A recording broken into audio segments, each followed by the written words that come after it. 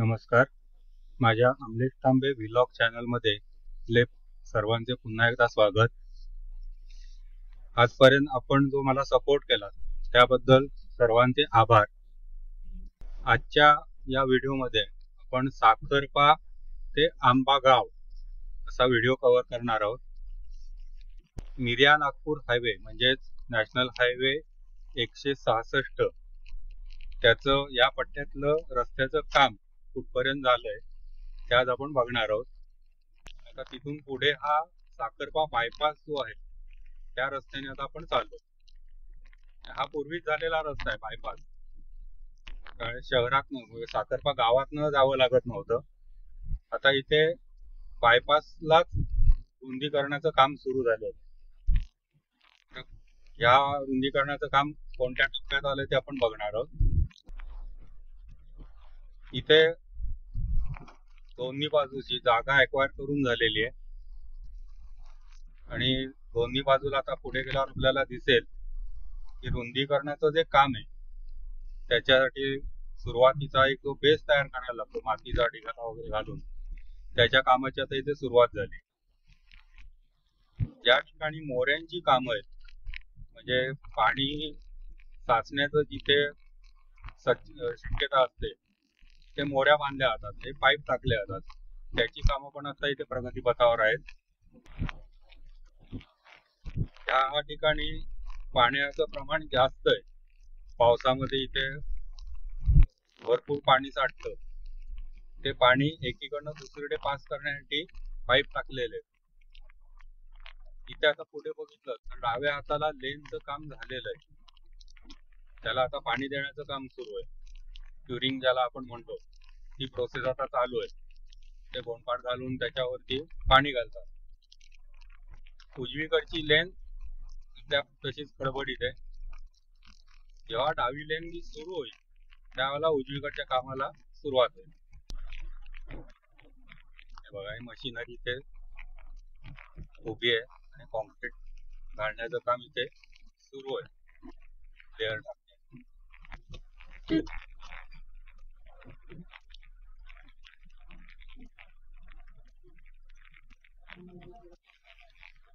आपण इथे गाडी उभी करायला जागा मी इथे का बघूया.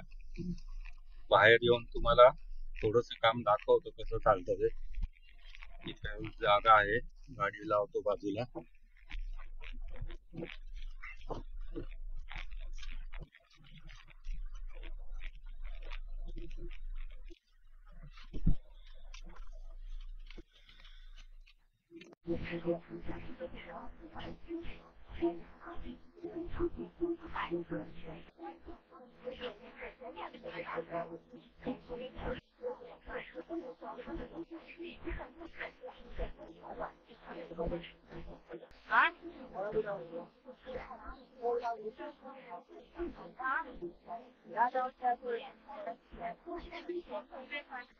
काय बोलतो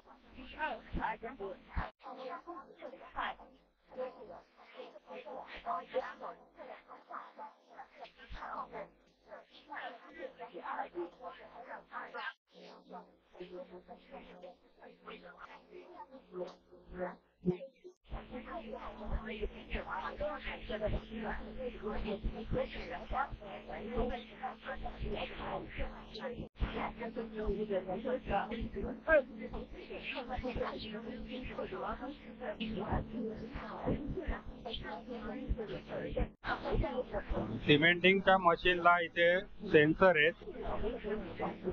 या सेन्सरच्या सहाय्याने मशीन गाईड केला जातो. हे मशीनचा मार्ग या सेन्सर वरती ठरवला जातो.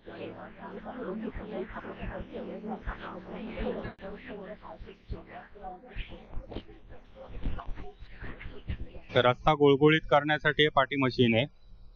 त्याला इथे पाठी बघू शकता तुम्ही, गोंडपाट बांधलेला आहे. ह्या गोंडपाटामुळे रस्ता पाठीमागनं गुळगुळीत केला जातो, प्लेन केला जातो. या मशीनद्वारे रस्त्यावरती थोडासा रफनेस आणणे, त्या रफ टेक्स्चर तयार करणे, त्याच्यासाठी या मशीनचा वापर केला जातो.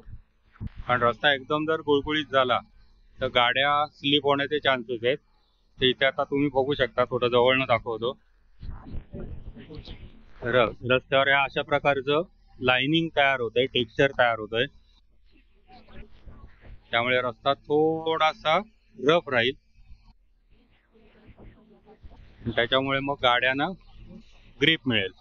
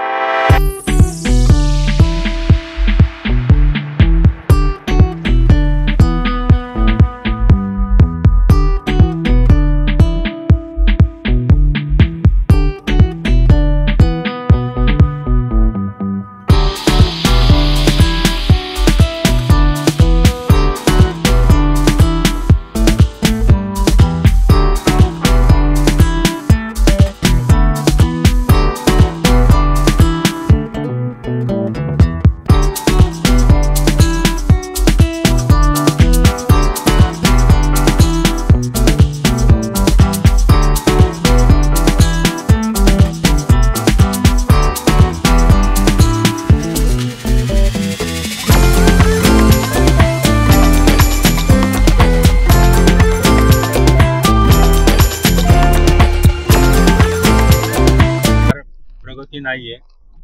इव्हन आता ही पुढची झाडं आहेत ती कदाचित तोडणार असणार आहेत. सगळा रस्ता डावीकडनं जाणार आहे, समजत नाही इथे. तसं असेल तरी झाडं वाचली म्हणायची, नाहीतर मग ही झाडं पण जाणार आहेत. नाही, हा रस्ता सरळ जातोय, म्हणजे ही झाड इकडे बहुतेक लागणार नसावा असा अंदाज. हा बघा, इथे रुंदीकरण दिसतंय सर. काय चांगली गोष्ट, झाडं वाचली म्हणायची. थोडी का होईना, हेही नसते थोडके.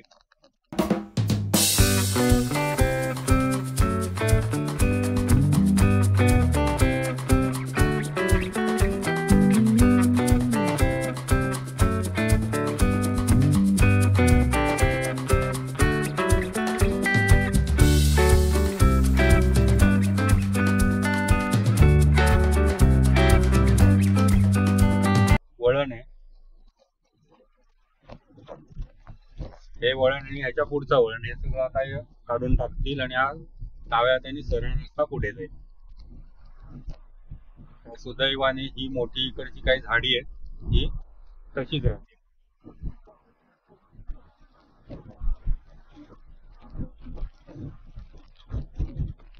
हा सगळा भाग त्याच्यामुळे सेव्ह झाला. डाव्या हाताने रस्ता पुढे जाईल. इथे आता वन विभागाची चौकी आहे आणि पोलीस चेकपोस्ट आहे इथे.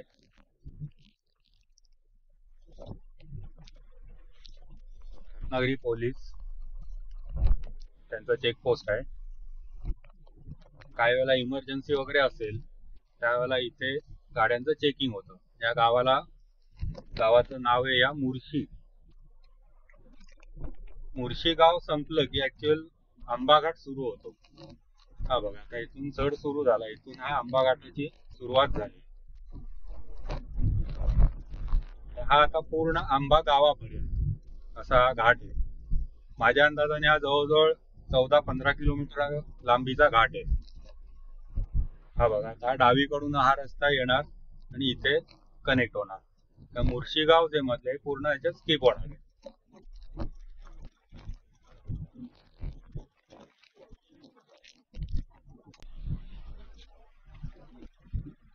हा बघा, आता इकडनं घाट सगळा फोडतायत.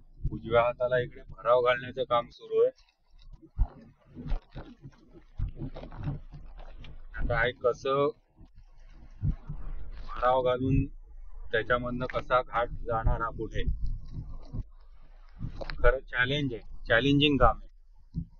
हा आता डाव्या हाताचा डोंगर फोडतायत, म्हणजे इथे सगळा डोंगर मधला जाणार आणि रस्ता पुढे येईल. आंबा घाटाचं काम हे खरंच चॅलेंजिंग आहे आत्ताच्या घडीला. आणि इथे बघा, हे सगळे डोंगर फोडण्याची कामं झाली. समोर बघा, पूर्ण डोंगर फोडून काढलाय.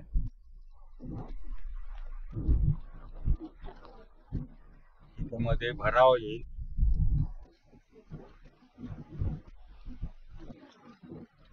आणि हा इकडचा डोंगर आणि तिकडचा डोंगर एकमेकांना कनेक्ट केले जातील.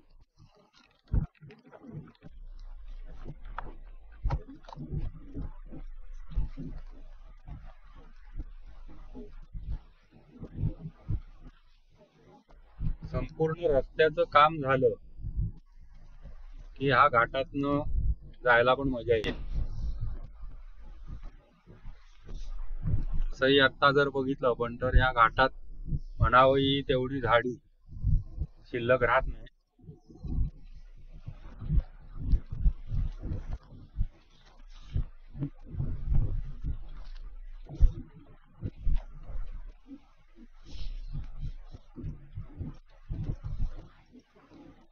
सुरुवातीचा हा डोंगर आहे, हा फोडायला तेवढा कठीण नसावं, दिसत तरी नाही तसं.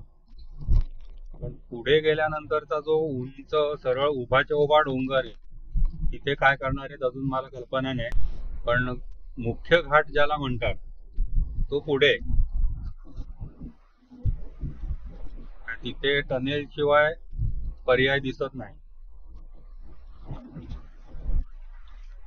बाकी इथे सुद्धा आता काम बऱ्यापैकी प्रगतीवर आहे. मध्ये मध्ये त्यांची माणसं दिसत आहेत, काम काही ना काहीतरी चालू आहे त्यांचं.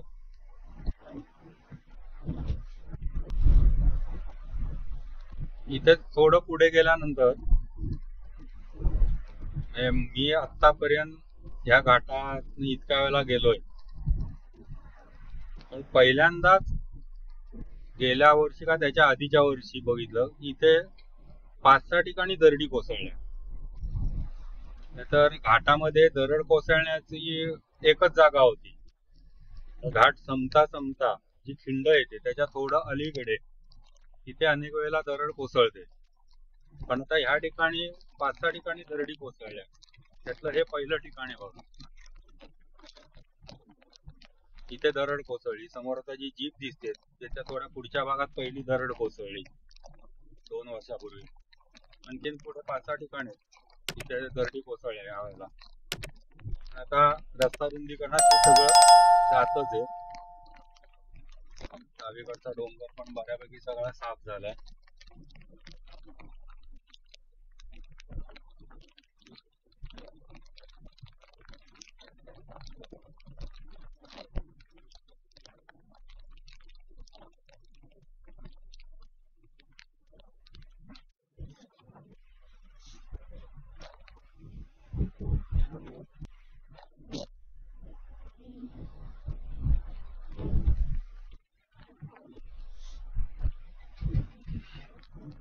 दगड फोडण्याचं काम सुरू आहे.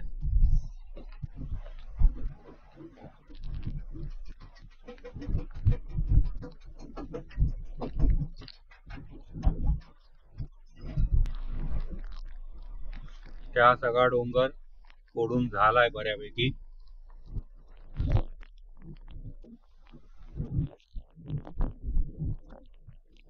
पूर्वी सुद्धा जे हायवे झाले, आणि साधारण मी सांगतो तुम्हाला, गडकरी साहेबांच्या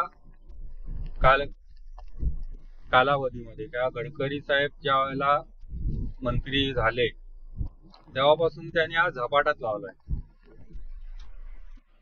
एक्सप्रेस हायवे, नॅशनल हायवे, त्याच्या पॉलिसीज ठरवून त्या कामांकडे आणि बऱ्यापैकी ते वैयक्तिक लक्ष देतात.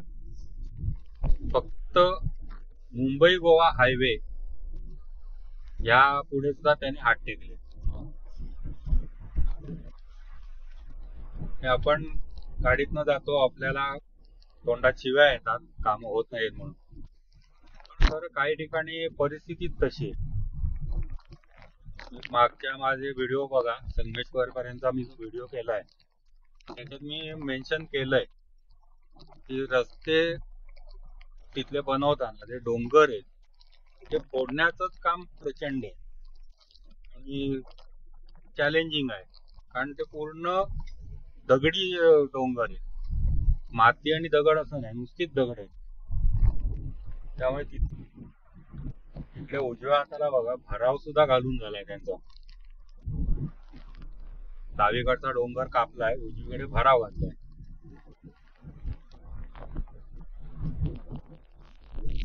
अजून 6-8 महिन्यांनी जर ह्या रस्त्याला आपण आलो तर आपल्याला ओळखताच येणार नाही आपण नेमके कुठे आहोत. एवढा बदल इथे झालेला असणार आहे.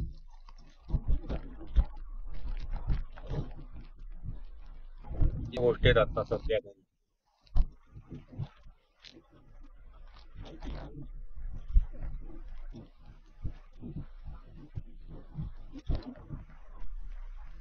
आता इथे डाव्या हाताला बघा, डाव्या हाताला छोटा रस्ता खाली गेलाय. हा जो रस्ता आहे हा रस्ता मार्लेश्वरला जातो, देवरुख किंवा मार्लेश्वर इथून तुम्ही जाऊ शकता. कळकदरा असं या ठिकाणाचं नाव आहे. इथून तुम्हाला देवरुख किंवा मार्लेश्वरला जाता येतं. परंतु रस्ता आतमध्ये कसा आहे माहिती नाहीये, तेवढी जरा खात्री करून घ्या. चांगला रस्ता असेल तर इथून जायला हरकत नाही. ज्यांना मार्लेश्वरला जायचंय ते इथून डायरेक्ट जाऊ शकतात. फक्त रस्त्याची कंडिशन बघून घ्या कशी आहे, कोणाला तरी विचारून. आता इथे उजव्या हाताला रस्त्याचं काम सुरू आहे. उजवा डोंगर फोडण्याचं काम सुरू आहे. मी इथून हा सगळा डोंगर माझ्या मते साफ होईल.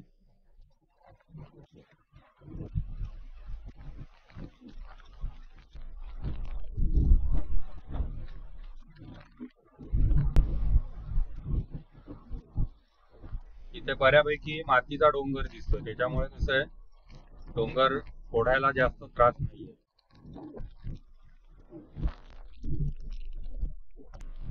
सगळा डोंगर कापण्याचं काम सुरू आहे.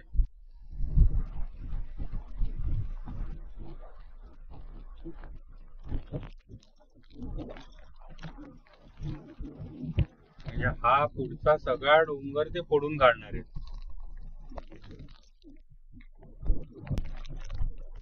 किती म्हटलं तरी शेवटी वळणावळणांचे जे रस्ते असतात, काही जणांना त्याचा त्रास होतो. मला अशीच वळणं आवडतात, असेच रस्ते आवडतात.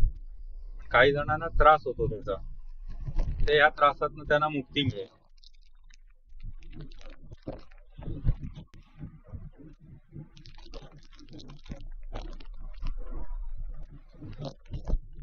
इथे रस्ता एकदम फुटलाय, खड्डा आहे पूर्ण. आणि खड्डा हा असा आहे की त्याच्यात गाडी न्यायची म्हणजे तो दणकाच बसणार आहे. त्यापेक्षा आपण जरा वेळ थांबूया इथे आणि उजव्या हाताने पुढे जाऊया. त्याला गडबड सुटली. पण हे बघा, हे असे ड्रायव्हर, ट्रकचे ड्रायव्हर खरोखर चांगले असतात. त्याने सिग्नल दिला पुढे जाण्यासाठी. नाहीतर काही जण असे असतात मग अजिबात, म्हणजे ते आपली एक लय टिकून चाललेले असतात संत गतीने, पण ते मागच्याला पण पुढे जायला देत नाही किंवा तसा सिग्नल पण देत नाही, किंवा आता समोर कोण नाहीये तू पुढे जा हे पण सांगत नाही. ट्रक ड्रायव्हरच्या बाबतीत मात्र माझा अनुभव खूप चांगला आहे. अनेक वेळेला ट्रक ड्रायव्हर्स तुम्हाला हेल्पिंग नेचर असतो त्यांचं आणि तुम्हाला ते मदत करतात. इव्हन काही वेळेला असं होतं की पुढे आपण ओव्हरटेक करण्यासाठी जातो एखाद्या ट्रकला, तो पटकन हात बाहेर काढून थांबायला सांगतो. समोरनं त्याला गाडी दिसते, तो पटकन थांबायला सांगतो. म्हणजे असे ट्रक ड्रायव्हर्स किंवा असे ड्रायव्हर्स असतील तर निश्चित चांगलं. फोर व्हीलर मधून ज्या वेळेला एसी लावून जातो त्यावेळेला हे करणं शक्यच नसतं, कारण काचा वर असतात. पण ज्यावेळी मी विदाऊट एसी चालवतो, बऱ्याच वेळेला मी विदाऊट एसी चालवतो कारण मला नॅचरल हवा आवडते एसी पेक्षा. पण अगदीच एक्स्ट्रीम टेम्परेचर होतं ड्रायव्हिंग करताना, मग ते जाणवायला लागतं, तेव्हा मात्र मग मी एसी लावतो. अदरवाईज मी बऱ्याच वेळेला नॉन एसी गाडी चालवतो. मस्त बाहेरची शुद्ध हवा मिळत जाते, छान वाटतं.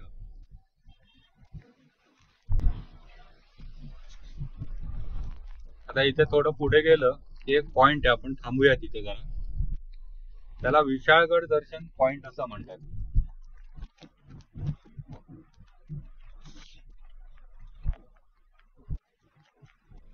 तिथे उभं राहिलं की समोर विशाळगडाचा एक थोडासा भाग दिसतो असं म्हणतात.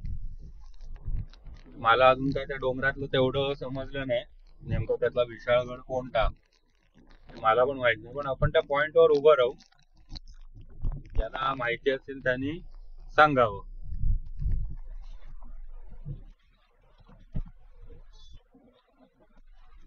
तर इथे बघा, समोर हा पॉइंट आहे.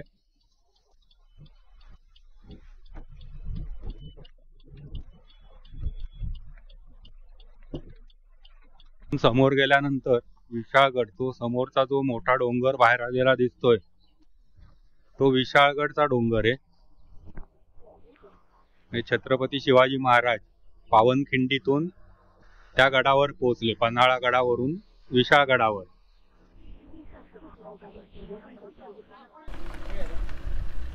ठेवा ठेवा ठेवा.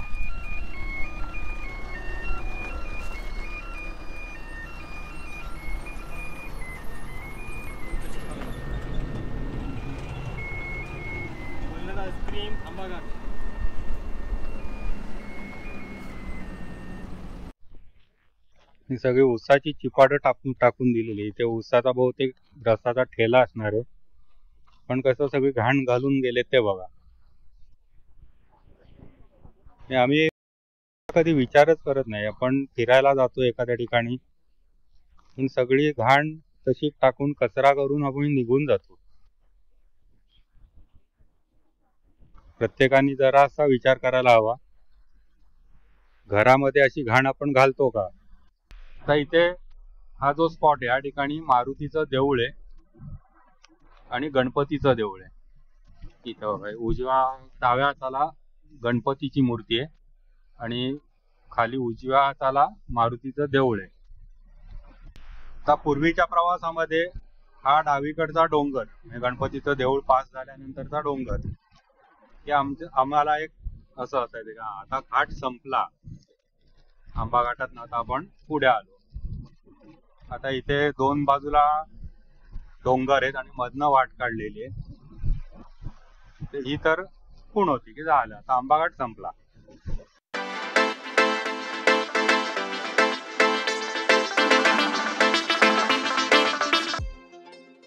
पण आता कोल्हापूर जिल्ह्यामध्ये आलो. इथे सुद्धा आता 29 डिग्री टेम्परेचर दाखवतोय, पण बाहेर वारा मात्र तुलनेने थोडा गार आहे. हा घाट्यावर आल्याचा परिणाम आहे. कदाचित अजून थोड्या वेळाने हा वारा सुद्धा गरम होणार आहे, कारण आता 10:30 वाजतायत. 11च्या पुढे इथे टेम्परेचर चांगलंच पीकला असणार आहे, म्हणजे हाय असणार आहे. त्यावेळेला मात्र हा वारा 100% गरमच असणार आहे. येताना कदाचित आपल्याला ते जाणवेल.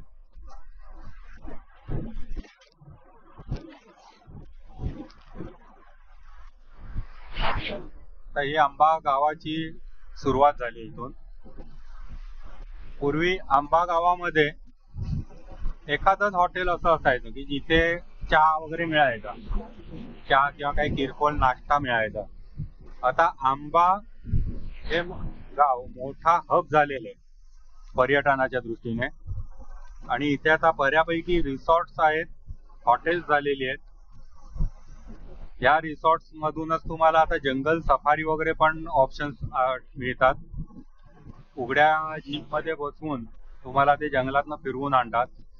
तसंच इथून तुम्हाला विशाळगडला पाहिजे असेल तर तिथेही नेऊन आणतात. विशाळगड रोड हा बघण्यासारखा आहे, अप्रतिम रोड आहे. म्हणजे रस्त्याची कंडिशन मला माहित नाही, पण तो जो निसर्ग आहे तिथला रस्त्याने त्या जातानाचा आजूबाजूचा, विशेषतः पावसाळ्यामध्ये तुम्ही नक्की त्या रोडला एकदा जाऊन या. पावसाळ्यामध्ये हा रस्ता जबरदस्त असतो. आंबा गाव इथे आलं, इथे सुद्धा बघा पूर्वी तुरळक 2-4 दुकानं होती बाहेर आणि जुन्या टाईपची घरं होती. आता सगळं मार्केट बघा, इथे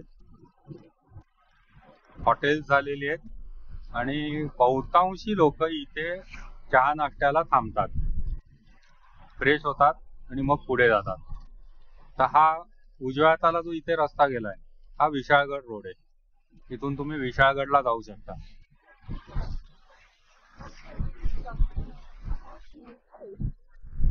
हे सगळं असं पुढपर्यंत आलेलं गाव याला आंबा गाव. पूर्वी काही नव्हतं इथे.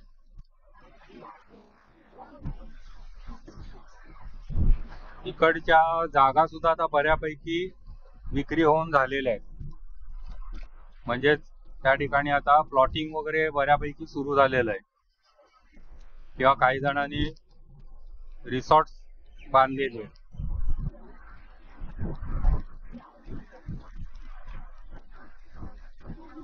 हायवेचं काम इथे तर आता कुठे काही दिसत नाही अजून. मग ह्या गावातनं ते जाणारे का गावाच्या बाहेरून जाणारे रस्ता तसं काही कळत नाहीये या ठिकाणी.